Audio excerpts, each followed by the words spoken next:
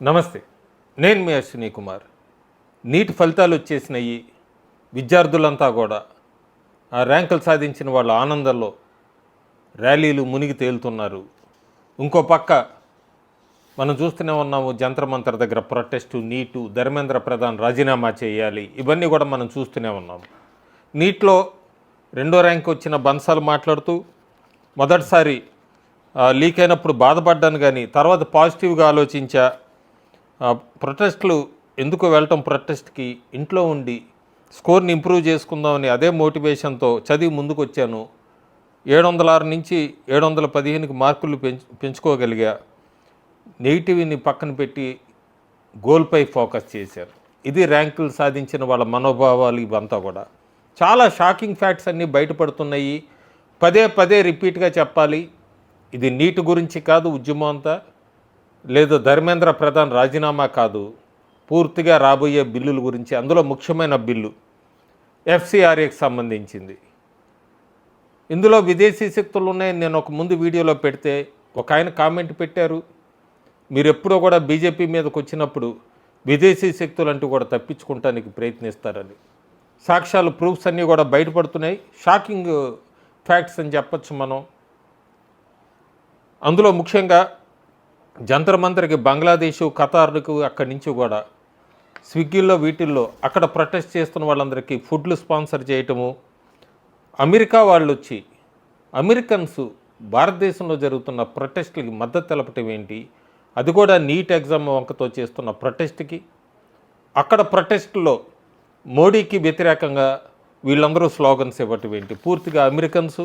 అట్లాగే నీట్ అని చెప్తున్నారు, ప్లే కార్డ్స్ అన్నీ చూస్తే release Umar Khalid, free Umar Khalid అన్నవి మనకు అక్కడ ప్లే కార్డ్స్ కనబడుతున్నాయి చాలా క్లియర్గా. పెద్ద మోటో అని చెప్పచ్చు, చాలా పెద్ద మోటో ఉంది దీని వెనక. ఆఖరికి చర్చ్ ఫాదర్స్ అందరూ కూడా ఈరోజు జంతర్ మంతర్కి తరలి వెళ్ళారు. వాళ్ళ కాక్రోచ్ జనతా పార్టీ వాళ్ళ నిరసన ఉద్యమాలకి మద్దతు తెలపడానికి. పూర్తిగా చెప్పచ్చు, ఇది ఎఫ్సిఆర్ఏ బిల్లుకి సంబంధించే ఈ ఉద్యమం నడుస్తూ ఉంటుంది. ఆగస్టు 5 దాకా నడుస్తుంది, ఖచ్చితంగా చేస్తారు.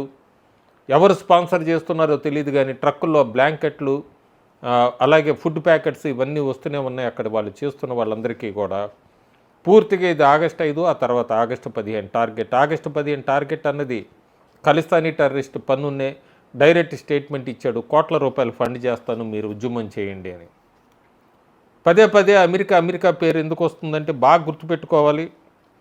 యూట్యూబ్, సోషల్ మీడియా అమెరికా ఎట్లా హ్యాండిల్ చేస్తుంది, యూట్యూబ్ ఆల్ఫాబెట్స్ ప్రకారం అమెరికానే హ్యాండిల్ చేస్తుంది. ఇన్స్టాగ్రామ్ మెటా ఓన్ చేస్తోంది యూఎస్ఏ, ఫేస్బుక్ మెటా యూఎస్ఏకి సంబంధించి, Twitter Elon Musk America, WhatsApp అది కూడా ఓన్డ్ బై మెటానే అమెరికానే. ఈ 5 సోషల్ మీడియాసు అమెరికన్ కంపెనీసే ఓన్ చేస్తున్నాయి.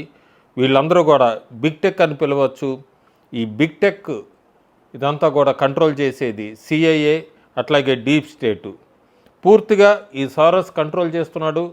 501 మీడియా మొత్తం 156 దేశాల్లో డీప్ స్టేట్ మ్యానిపులేట్ చేస్తుంది సోషల్ మీడియా ద్వారా. ఇదంతా కూడా రెజ్యూమ్ చేంజ్కి, అట్లాగే మిగతా దేశాల్లో చేసినట్టుగానే భారతదేశంలో చాలా క్లియర్గా ఒకటే ఒక మోటో వాళ్ళకి, నరేంద్ర మోడీని తప్పించాలి. అట్లాగైనా కూడా ఇది ఒకటే మోటో.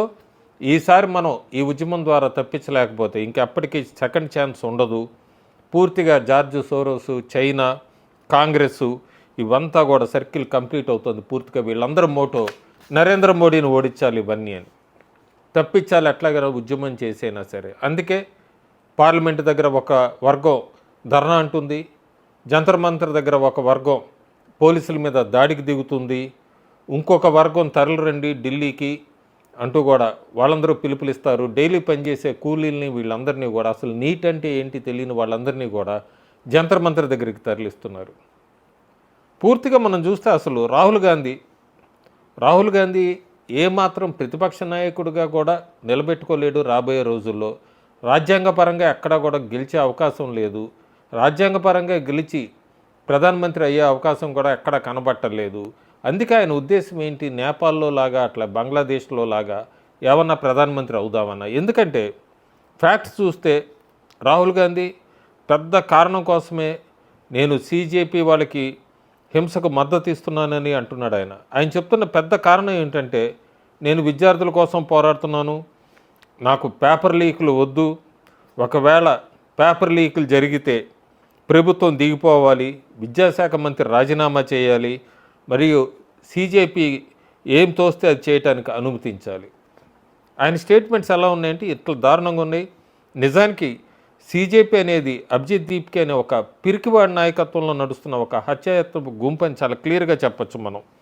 ఇప్పుడు అసలు మనం కథని అటు తిప్పి కాంగ్రెస్ పార్టీని ప్రశ్నిస్తే ఏమవుతుంది? ఎందుకంటే ఇప్పుడు వారిని ప్రశ్నిస్తున్నట్టే భాజపా పాలనలో పేపర్ లీకుల గురించి ఫిర్యాదు చేస్తున్న వీళ్ళందరూ కూడా ప్రతిపక్ష పార్టీలు వీళ్ళు అధికారంలో ఉన్నప్పుడు సంవత్సరంలో వేలాది మంది విద్యార్థులకి వీళ్ళంతా బాధ్యులు కారా అన్నది ఒకసారి గుర్తుపెట్టుకోవాలి. వీళ్ళ కనుసన్నల్లోనే వరుసగా పేపర్ లీకుల మీద పేపర్ లీకులు, దాని మీద మరో పేపర్ లీకు ఇలా జరిగాయన్నది నిజం కాదా? నిజానికి సోనియా గాంధీ ఒకప్పుడు కాంగ్రెస్ పార్టీ అధ్యక్షుడిగా నియమించాలనుకున్న అశోక్ గెహ్లాట్ పేపర్ లీకులకి మాస్టర్ షెఫ్ అని చెప్పచ్చు, ఆయన పేరుగాంచాడు. ఆయన రోజుకో పేపర్ లీక్ తయారు చేసేవాడు. నిజానికి వీటన్నిటికన్నా కూడా ముందు ప్రియాంక వాద్రాది ఒక ఆడియో క్లిప్ ప్లే చేస్తాను. ఆడియో క్లిప్లో ప్రియాంక స్టేజ్ మీదకి వచ్చి మా పాలనలో ఉన్న రాజస్థాన్లో అన్ని పేపర్ లీకులు జరుగుతున్నందుకు చాలా విచారిస్తున్నాను, కానీ చూడండి మేము దీని గురించి ఏమీ చేయలేం, ఇది దేశవ్యాప్త సమస్య, దీన్ని మనం రాజకీయం చేయకూడదన్న ప్రియాంక అంది. आपको मालूम है पेपर लीक की बड़ी समस्या है। गहलोत जी भी जानते हैं कि राजस्थान में भी पेपर लीक हुए थे और ये एक बड़ी समस्या पूरे देश में है, सिर्फ एक प्रदेश की समस्या नहीं है। और बहुत इसको रुकवाने की कोशिश चाहे कितना भी की होगी गहलोत जी ने, लेकिन फिर भी बार बार ये हो रहा था। మరి ఆవిడ అలా అన్నప్పుడు ఇప్పుడు భారతీయ జనతా పార్టీ చెప్తుంది కూడా అదే కదా, ఇది దేశవ్యాప్త సమస్య, దీన్ని రాజకీయం చేయకూడదని. కానీ ప్రియాంక గాంధీ ఎక్కడా కూడా పట్టించుకోవట్లేదు. ఆమె స్టేట్మెంట్ గతంలో చెప్పిన దాన్ని కూడా ఆవిడ కూడా ధర్నాలో పాల్గొంటూ రాజీనామా చేయాలంటూ కూడా స్లోగన్స్ పార్లమెంటు ముందు. ఇదంతా కూడా అందరికీ తెలిసిన సమస్య. పేపర్ లీక్ జరిగితే మొత్తం ప్రభుత్వాన్ని దిగిపోవాలని ఇప్పుడు చెప్తున్న ప్రియాంక వాద్రా కానీ ఆ సమయంలో ఎంత జాలిమోహం పెట్టుకొని రాజస్థాన్ అప్పుడు మీరు ఎంత ప్రయత్నించినా పేపర్ లీక్లు ఆపలేవని ఆమె చెప్పడం, ఇదంతా కూడా ట్రాక్ రికార్డ్ ఎంత దారుణంగా ఉంది వాళ్ళది అన్నది అర్థమవుతుంది మనకి. గత కొన్ని వారాలు నెలల్లో కాంగ్రెస్ హయాంలో జరిగిన పేపర్ లీకుల సంఖ్య జాబితాను నేను లిస్ట్ ఇస్తాను. కాంగ్రెస్ అధికారంలో ఉన్న హిమాచల్ ప్రదేశ్లో 12వ board class English paper leak అయింది. మరి అప్పుడు విద్యాశాఖ మంత్రి రాజీనామా చేశారా? ముఖ్యమంత్రి రాజీనామా చేశారా? లేదు కదా. నేషనల్ కాన్ఫరెన్సు మరి కాంగ్రెస్ అధికారంలో ఉన్న జమ్మూ కాశ్మీర్లో service selection board paper leak అయింది. జార్ఖండ్లో జేఏసీ క్లాస్ 10th హిందీ మరియు సైన్స్ పేపర్ లీక్ అయింది. ఇలాగే ఈ జాబితాను చూస్తే కాంగ్రెస్ అధికారంలో ఉన్న తెలంగాణలో ఇంటర్మీడియట్ లాంగ్వేజ్ పేపర్ లీక్ అయింది. ఇవన్నీ కాంగ్రెస్ హయాంలోనే. గత కొన్ని వారాలు రోజుల్లోనే ఇవన్నీ జరిగినాయి. దయచేసి ఈ వీడియోని అందరికీ షేర్ చేయండి. దాని ద్వారా కాంగ్రెస్ ఈ డ్యూయల్ రోలు కపటత్వం అంటూ అన్నీ తెలుస్తుంది. తెలంగాణలోనే ముఖ్యమంత్రి SSC Urdu medium paper leak అయ్యేలా చేశారన్న స్పెక్యులేషన్స్ కూడా ఉన్నాయి. తమిళనాడులో డిఎంకే పాలనలో బీఈడి పరీక్ష, తమిళనాడు టీఎన్టీయు బీఈడి పరీక్ష పేపర్ కూడా లీక్ అయింది. పశ్చిమ బెంగాల్లో తృణమూల్ పాలనలో పోలీస్ కానిస్టేబుల్ రిక్రూట్మెంట్ పరీక్ష పేపర్ లీక్ అయింది. ఇప్పుడు మమతా బెనర్జీ ఏమాత్రం సిగ్గు లేకుండా వచ్చి నేను సీజేపీ నిరసనలో చేరతానని చెప్తున్నారు. వీళ్ళంతా ఎంతటి మోసగాళ్ళో ఒకసారి గమనించాలి. ఆప్ అధికారంలో ఉన్న పంజాబ్లో అయితే పిఎస్ఎస్సిబి గ్రూప్ బి రిక్రూట్మెంట్ పరీక్ష పేపర్ లీక్ అయింది. ఆప్ మాత్రం గప్చుప్పుగా ఉంది. కేరళలో పిఎస్సి 2026 పరీక్షలు అక్రమాలు జరిగాయి. కాంగ్రెస్ అధికారంలో ఉన్న కర్ణాటకలో ఎస్ఎస్ఎల్సి మరియు సెకండ్ పియూసి ప్రిపరేటరీ పరీక్షల పేపర్లు లీక్ అయినాయి.